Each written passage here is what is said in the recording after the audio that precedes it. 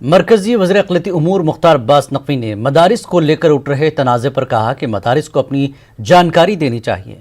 मुख्तार अब्बास नकवी ने कहा कि मदरसों को बंद किया जा रहा है, ये कौन कह रहा है। जो मदरसे हैं, आप यूपी का मॉडल देखो।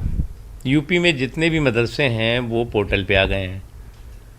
उनका सारा कुछ रिकॉर्ड है कि कितने बच्चे पढ़ते हैं, किस जगह पे है, कितने टीचर्स हैं, सारी चीज़ें हैं। तो सभी मदरसों को पोर्टल पे अपनी इन्फॉर्मेशन देनी चाहिए, एक चीज़। दूसरी चीज़, ये किसने कहा मदरसे बंद हो रहे हैं?